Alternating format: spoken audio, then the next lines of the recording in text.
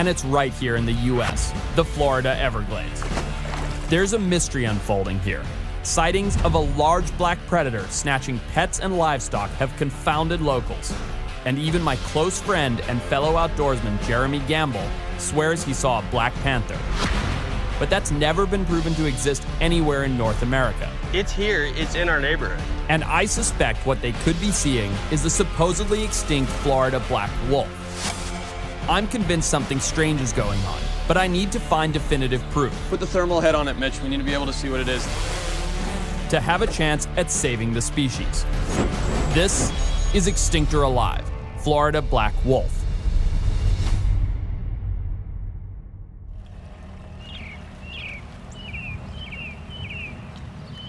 There's few places in the world like this, where suburbia butts up to hundreds of miles of wilderness, with nothing but a low retaining wall between the two. Covering 18,000 square miles, the Florida Everglades are teeming with life. But of everywhere I've been, it is the hardest place to explore. Searching for an unidentified animal that's rumored to be either a black panther or a black wolf is an unusual challenge. The black panther is not actually a species. There are black leopards and jaguars, but they live on other continents. Florida does have a native panther, but its coat is brown. And a black panther has never been proven to exist in North America. The black wolf is another story. There were Florida black wolves, but they were declared extinct over 100 years ago. And I think this is the source of rampant misidentifications. Before I start my search, I'm meeting up with an old friend of mine, Chris Gillette. He rescues wild animals for a shelter here in Florida, and he has hands-on experience with very similar animals to what I'm searching for. Here I am in this difficult situation as a scientist where there's these black panther sightings, an animal that's never been proven to exist, and these black wolf sightings, which was proven to exist but have been gone for over 100 years, and I'm here to find out what black animal is running around these swamps, and I don't know which species to target. Here, though, there are other large animals as well. You know, a lot of people see a bobcat, they think it's a panther. That does happen. The Florida panther goes by many names. It's also referred to as a cougar, a mountain lion, or a puma. It's Florida's official state animal, but also one of the most endangered mammals on Earth. Oh, there we go. Born sick and in captivity, Sable has been under Chris's care every day since. She is the perfect color for her environment. Absolutely. I am really enjoying picking up on the way she moves her tail. Yeah. It's very expressive, and it's almost adds to that camouflage of something moving in the wind. And you know, when she's walking, you notice when she's on the rock, she can use that tail to kind of counterbalance. And it's also very indicative of her emotion at the time. You can see when she's annoyed, it starts flicking, things like that. Making these kinds of observations before a search gives me a fresh mental image to go by. So while I'm here, I also want to check out 2 gray wolves that Chris's partner Martha has rescued.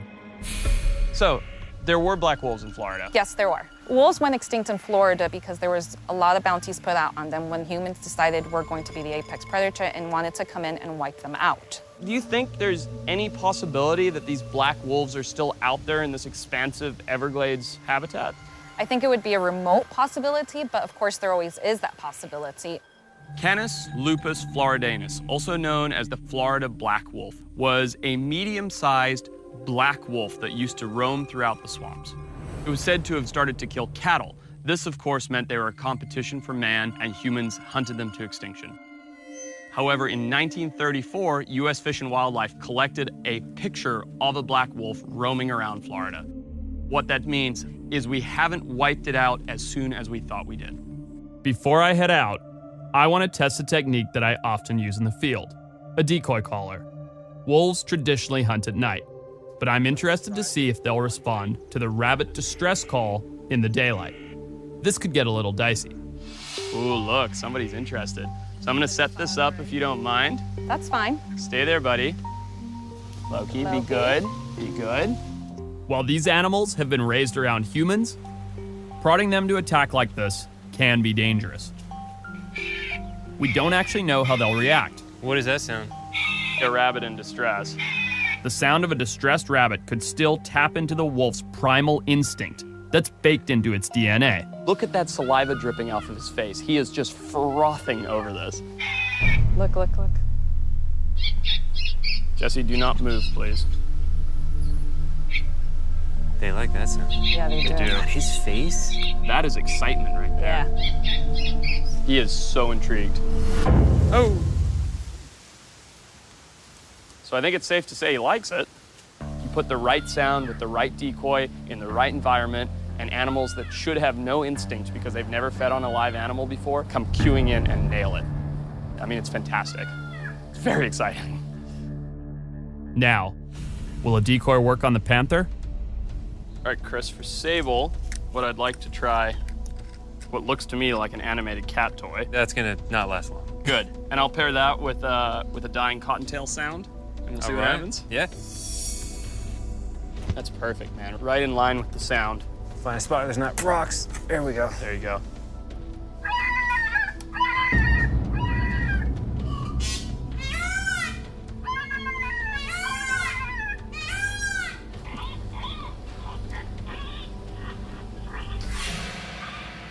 You are such a cat. She's such a cat. I can't believe that. Just like, I don't care enough. Oh, come on, Sable. I thought she'd destroy it. It's almost like she wants to be interested, but she knows we want her to be interested, so she's like, I'm not gonna appease you. Yeah. Sable was being a little coy with us, but both animals responded well to the callers. This tells me that they're likely to be effective in the field as I head off to begin my search. I'm looking for clues in Hudson, Florida, where I'm meeting up with my old colleague, Jeremy Gamble. He's an outdoorsman who I've been on several expeditions with. He's also been a resident of these wetlands since birth. Jeremy, what's up, brother? How are you? Good to see you, dude. Good to see you. And swears on his life that he's seen a black panther right in his neighborhood. I need to hear everything about this. I was parked in an empty lot that kind of butts up against a wildlife preserve area. Okay. Something caught my eye right on the edge of that lot. And it looked like a plant that was kind of spinning in a weird direction, almost like a figure eight. I follow that plant down, and it's connected to the body of a 150 plus pound black panther. As you know, they're not supposed to exist. Sure. Right? There's no such thing as a Yep. black panther. Lots of people in here have seen it. It's literally been seen right over there. This is a very different search from anything I've ever done. I'm literally in suburbia looking for an animal that dips into people's yards to steal their cats. And this is looking for something that's never been proven by science to be here, but I have a reputable eyewitness account and hundreds of people saying the same thing lives here. So this is all new territory for me, and it's very exciting. So this is where I saw it, literally right here. Like right out in the open, this was mowed just like this? Just like this. It was standing on the edge of the seawall, looking directly back at me. Clear as day, no question about it. It was a black panther for sure. Look at the habitat this backs up against. There's no doubt in my mind that any predator would run along here. And you said this goes for a ways, right? Oh, hundreds of miles that direction. What is out here, Jeremy? Essentially, it's a tidal marsh. It's the tide comes up, the marsh gets flooded, the tide goes out, the water comes in from the springs. It just kind of swaps between a saltwater environment and a freshwater. So you know we have to go out there, and you know I'm gonna drag you along. All right. So where we're going now, there's some freshwater springs, right? Yeah. I mean, in a habitat like this, people often don't realize that salt actually sucks moisture out of everything. Absolutely. So animals are looking for fresh water, and a freshwater spring or creek or whatever, that's gonna actually concentrate those mammals. Yep, there's probably 25 springs Right. within a mile of where we're sitting. It's not surprising that these large predators are dipping in and out of your neighborhood. I mean, that is the environment that they're used to, and it just ends all of a sudden. Well, they were here before we were here. Right. That's the trail in there, Jeremy? Yeah. It's a little drier ground, so if they're getting fresh water anywhere, they're getting it right back here. Sounds good, man. It's coming up now, Jeremy. You know that, right? Yep.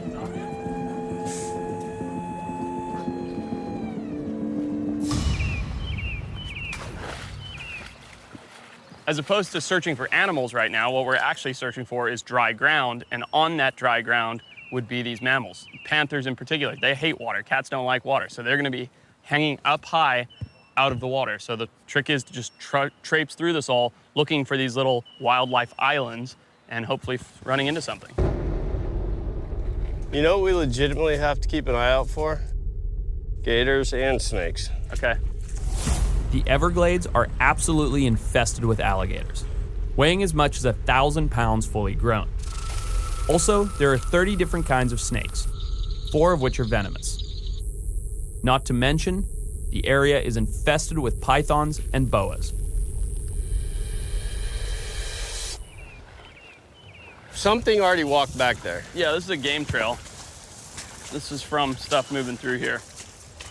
See, like right here, we've made it onto dry ground. And these areas will not have a lot of telltale signs like other places because this ground is too hard and gets washed over constantly. So there's not gonna be any tracks left behind. There's not gonna be any signs. The only thing you can find here is some scat, possibly a fresh kill, or the animal itself.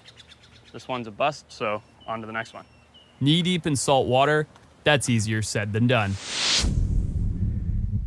And as soon as we reach the next area of high ground, my crew and I see another challenge that we're bound to face throughout this entire search. That storm is coming. There's thunder. There's going to be lightning shortly behind it. We don't want to be stuck in that. That's dangerous. That is dark, man. Look at that. Dude, we can't around right now. Thomas, Mitch, wrap it up. Let's come on. get back. Yeah. Either stay or go, but one way or the other, I'm leaving. Hey, Jeremy. Yeah. You're the boat captain.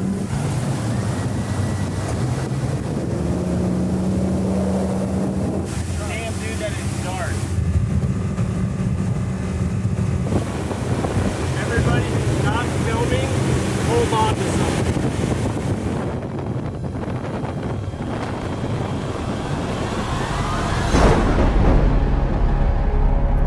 Coming up, See it? See that shine? It's 4 feet off the ground. I see it. Something there. Something's coming towards us.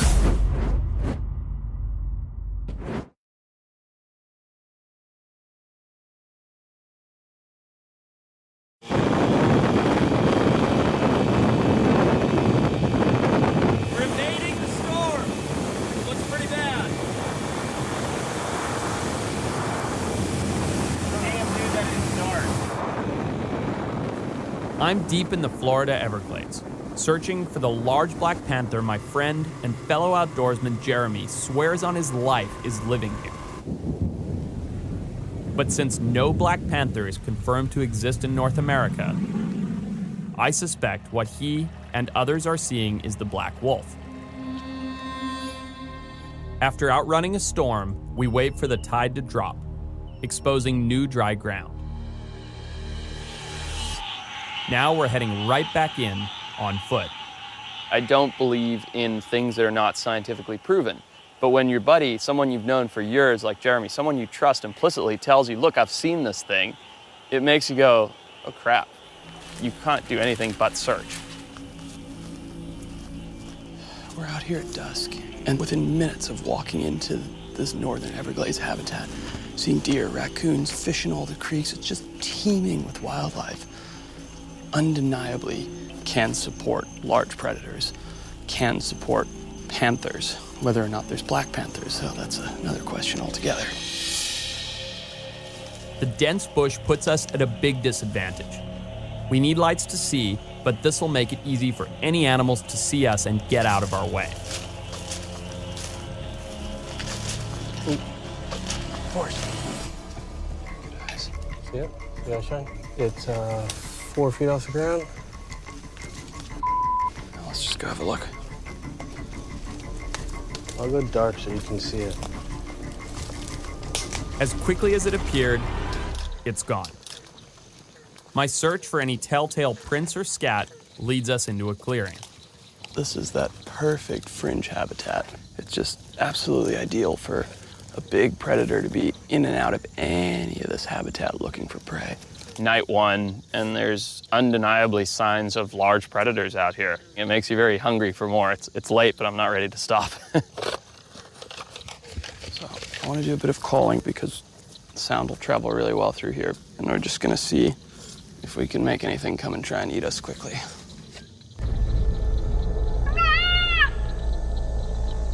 playing a distressed fawn call.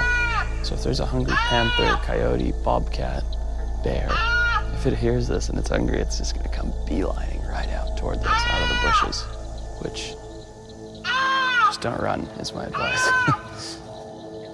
That's weird. You hear that back there? Like clear as day, huh? Yeah, Something right over there. responded. Yeah. We both heard it too. Was it loud? It was deep. Did you see it? Right where the trees come down. You actually saw Right it? above the grass. You saw an animal? I saw eyes. See, there he is. See the eyes? See the eye shine? Right at the wall. I see it. Something there. Something's coming towards us. Perfect.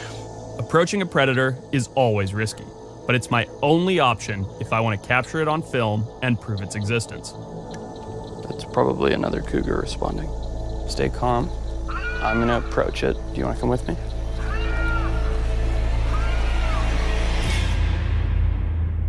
Coming up. There's an alligator right there. I'm gonna see if I can catch that one.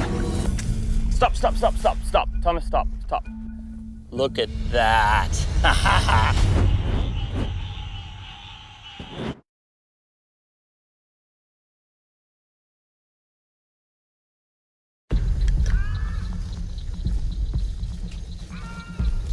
There's a perfect fresh game trail. You can see the broken grass and the matted down stuff. Something's come right through here while we were standing over there, putting out a distressed baby call. Any predator's got to be around. In fact, I believe there's one probably watching us right now. It's going, why the hell's that baby fawn but a bright light? I'm not coming out there. What we're gonna do is just sit down here, try a couple distress calls and see if whatever it is that's seeing us but doesn't want to come out comes out and maybe hits the caller, or at least comes within 10, 15 feet into the clearing so we can have a look. But there's definitely a big predator right inside there. So we'll give it a shot.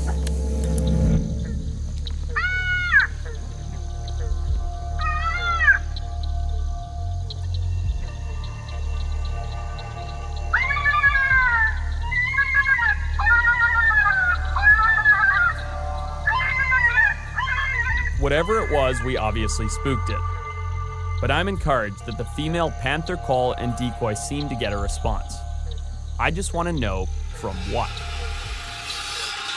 For the next leg of my search, I'm scaling back the crew and heading around the back of the dense area the animal was peeking out from.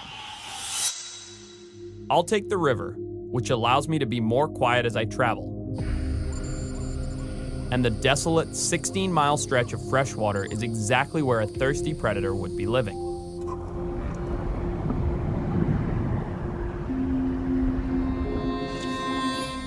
Rivers are nature's highway, and what I'm hoping is to see some signs of, or a panther that's come down to the river to hunt, to drink. There's an alligator right there.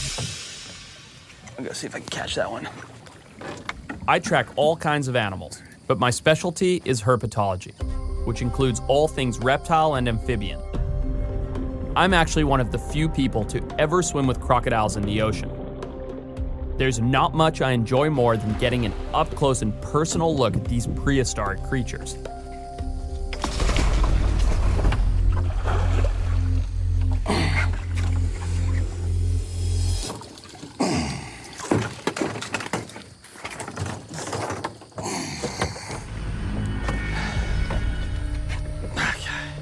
Little alligator, maybe 4 or 5 years old, healthy, female, beautiful little animal. I don't know, they're just, they're living dinosaurs.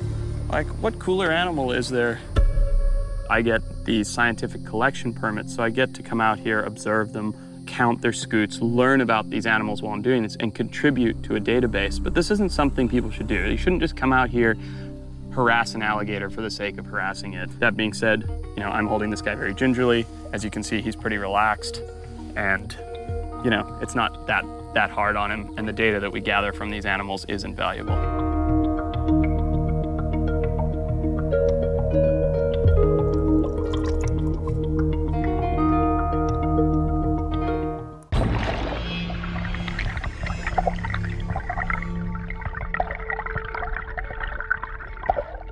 although I'm here to look for panthers, I am like a kid in a candy store, and with all the stuff going on here, it's gonna be hard for me to not chase every gator and turtle that I see.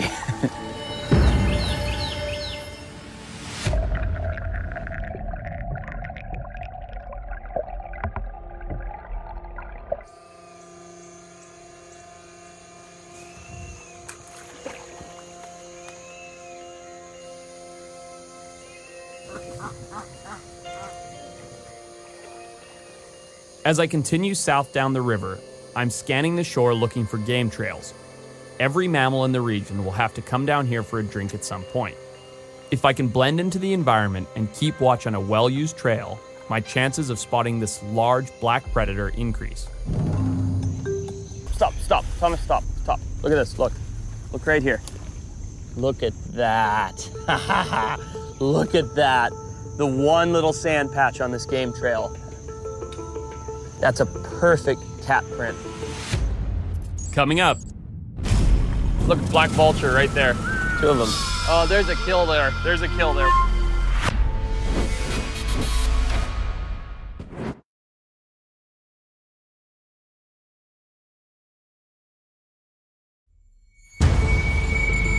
That's a perfect cat print.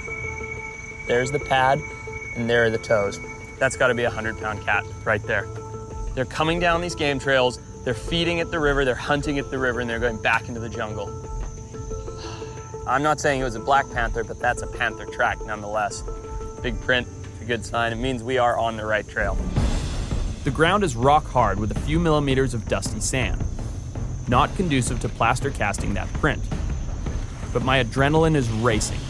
We've seen proof of a large feline. Clearly, there is activity in this region.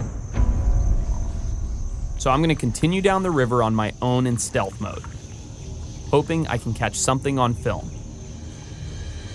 Oh, snapper, snapper! Oh, there we go. Look at that. Look at that. Beautiful, fantastic common snapping turtle. Not usually seen in this clear water of an environment. Oh, careful, be careful.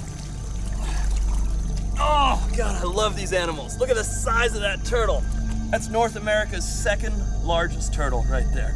And that is an animal that can absolutely remove a finger if you get it in that beak. Look at those claws, they're getting me right on the hand there. That's how sharp they are. This is like a 40-pound turtle. This is a great predator, but not what I came here to find, so time to let him go and keep moving on.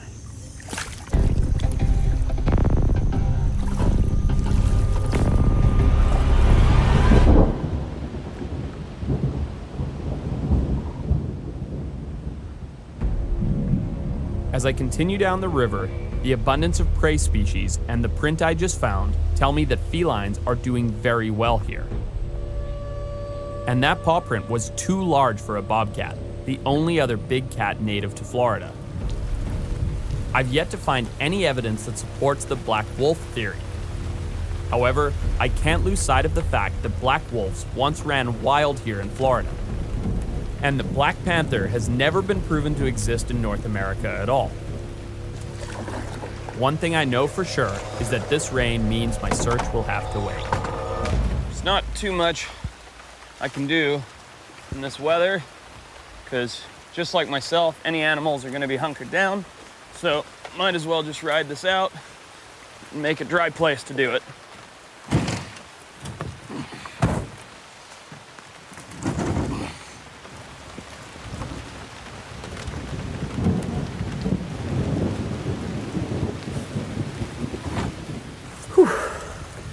Time to build a fire. I do very regularly seem to find myself in non-typical positions because I like to push myself. You know, the only way to end up doing these things is to go beyond the scope of what most people would do on an everyday basis. And this is that. Everywhere I go, I take with me magnesium fire starter, because no matter how wet, how cold, it throws sparks. The truth is, you gotta take care of yourself because I don't know how many miles I am from the end of the river or the next possible place to pull out. So I've got to make a fire, I've got to eat, wait out the storm, and then I can keep going. It's just part of the game. It's not a quick process.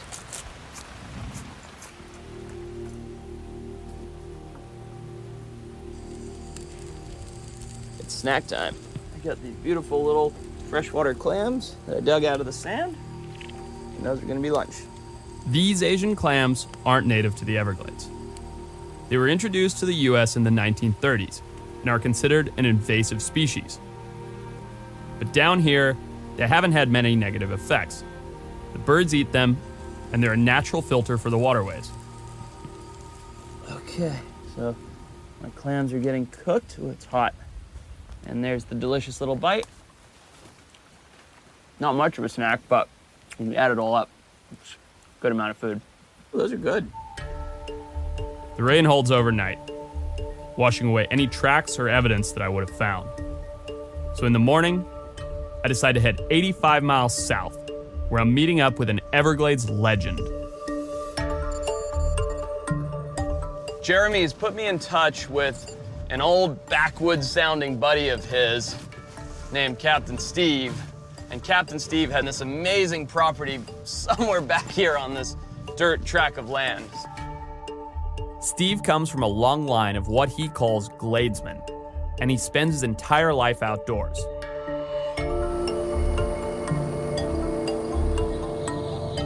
Steve claims to have seen some giant canines.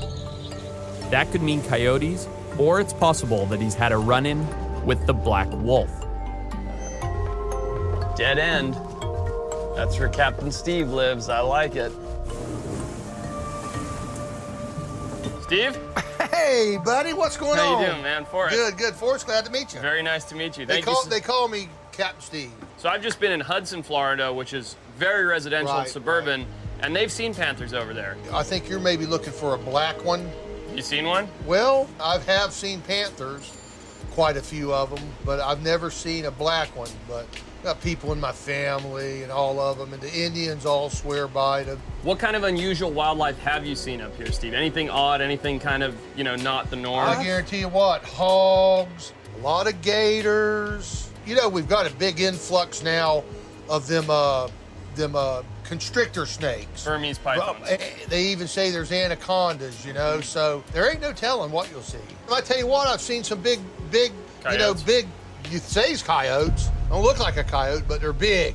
You believe in the black panthers, you've heard of the wolves. I mean, there could be tons of stuff out here that people have never even discovered. Listen, there's some neat stuff out there now. There ain't no telling what you're gonna find. Neat stuff sounds good to me, You man. get off in them woods tramping around, you better have some snake boots or something on.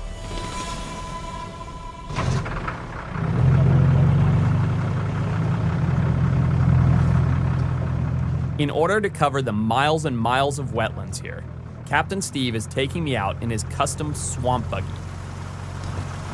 This badass is more than capable of trekking over anything this exotic landscape throws at us.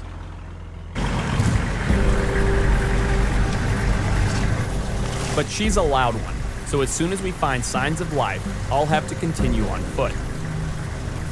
Look right there. Black vulture right there.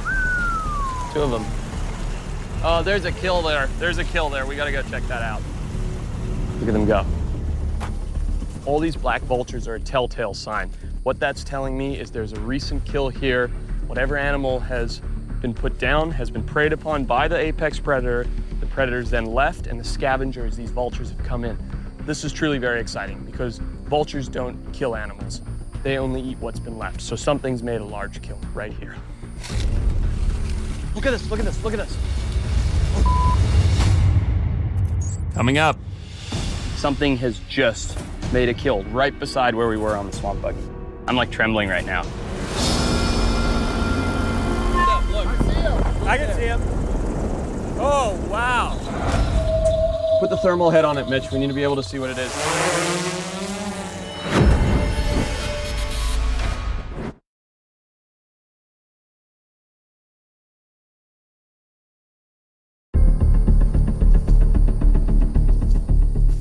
Don't move, just stay still and quiet. Still, Mitchell.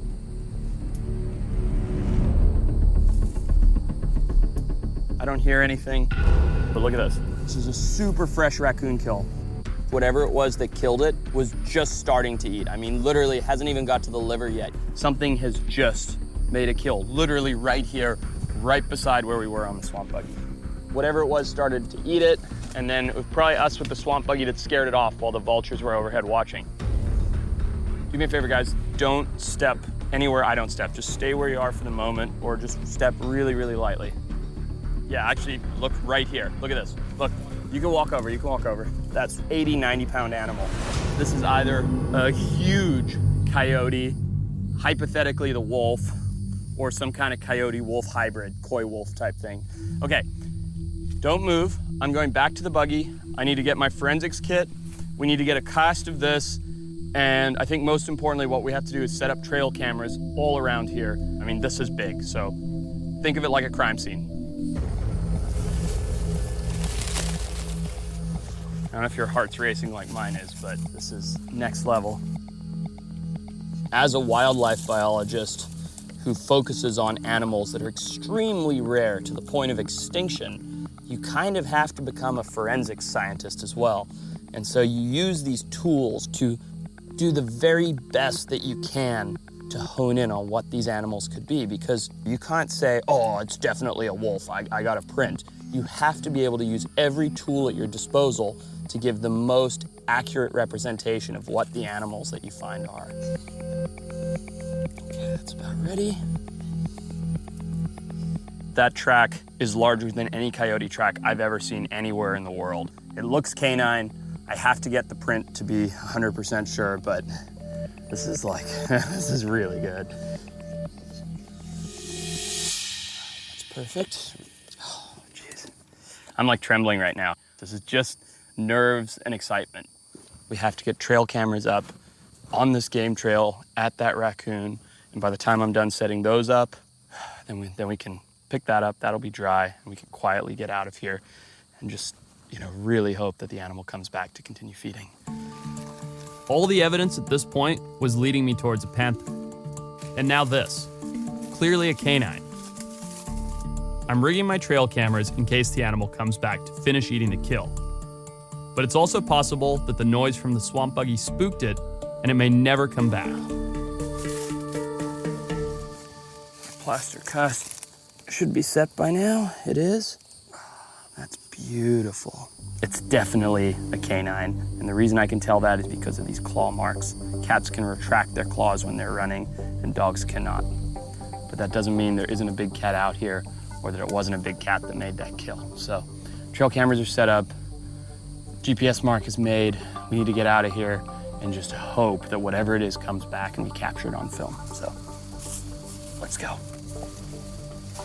This cast lets me share the print with other scientists. I'm hoping we can determine if it's coyote or wolf. I'm leaving the trail cameras undisturbed for as long as possible. If they catch whatever left that print, and it is a wolf, it would be one of the biggest developments in the history of North American zoology, and we could immediately start a new conservation effort.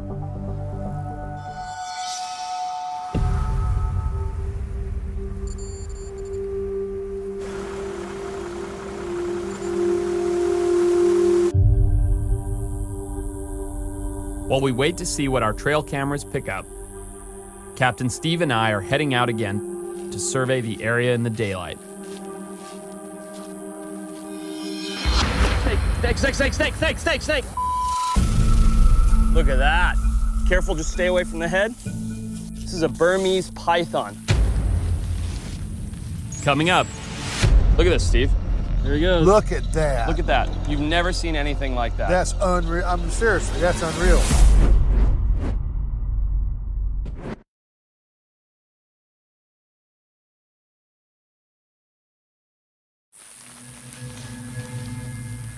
This is a Burmese python. It's actually being pretty calm. This is actually a non-native snake to the Florida Everglades that's been introduced through the pet trade, and now they're prolific. And unfortunately, as beautiful as this animal is, it does not belong in this environment. This animal eats anything that moves that can fit in its mouth. And for that reason, what we will do is take this one, back with us and turn it over to Florida Fish and Wildlife to put into a zoo or a collection so that it can have a nice, happy life and not detract from this ecosystem. Mitch, can you actually grab me my pack, please? Thanks, buddy. Okay. We're gonna take him. I'll hold him like that. Man, this is gonna be a nice heavy hike back. Okay. Oh. Back to the swamp buggy. What in the world do you got around your neck, Forrest? Steve, I brought you a present. You ain't brought me no present. Goodness. It's a good size one, too. You can put him in that box right there. Some cool waters and stuff in You it. want to toss him out for me? No, I don't want nothing to do. Okay, I don't want nothing to do with him. All right, I got him. Lord have mercy. Oh, yeah. He's not biting me in the butt, is he, Steve? No, I'm watching him because I don't care about biting you. See, that's why we ain't been seeing no rabbits. They will eat rabbits. You dang that's for right sure. they'll eat rabbits. Okay. Look how fat he is. Why you want to catch it and bring it back with you? Better off than leave him eating your rabbits. No, I don't want him out here. If I was to walk up on him, he wouldn't be going in that box slithering. Invasive animals like the Burmese python can be a catastrophic problem to an ecosystem. But I can't get sidetracked. I don't have much time left on this expedition.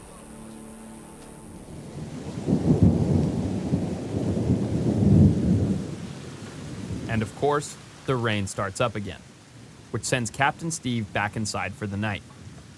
But I feel like we've given that predator enough time to revisit its kill. So I'm headed back to check the cameras. Rain is what brings all the life in the tropics, but at the same time, it's what keeps everything at bay. And when you spend 3 weeks dealing with it on a daily basis, it starts to really get old.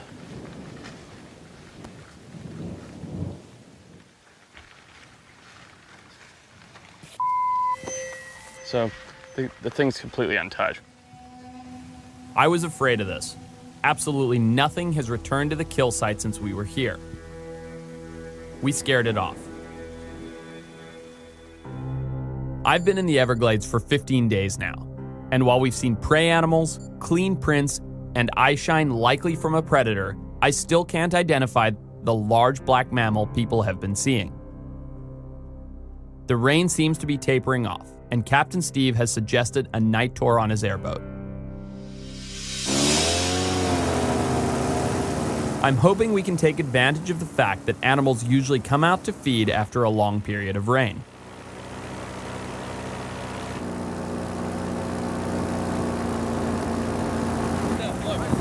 I can see him. Oh, wow. Oh, damn, that's a lot of deer. I see him. Kill the engine, Steve, kill the engine. What'd you see? I don't know, it was big, it went into the bushes. We need to get the drone. Mitchell! From far away, I could see something stalking a herd of deer before it disappeared into the trees. It's classic behavior for either a wolf or a panther.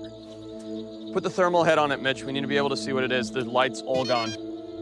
3, 2, 1. Yep. Wait for it, here we go. Nice. Keep going, keep going, keep going. Going, keep panning. There. Look.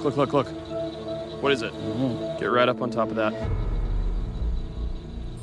That looks like a wolf to me. Yeah, look at it. Look at the gate in the back. I mean, It's a good place for predators. there, look at that. It's a herd of deer, and look at that slowly coming up behind it. Lord have mercy. There's a herd of animals, and there's one thing independent from the herd that was far away, and when spooked, didn't run anywhere near the herd. It ran the other way. Drop down. What is that finding? The heat signatures of Basically a thermal camera on the bottom of the drone. kind of like the police use or the military? Yeah, exactly. No kidding, that's unreal. Here he goes. Look at that. Look at that. You've never seen anything like that. That's unreal. I mean, seriously, that's unreal. That was a four-legged thing that had a perfect predatory gait that was running close to the ground, like a coyote, a wolf. Now, I came to Florida because there is some large black animal here. There has never been proven to be a black panther anywhere in North America.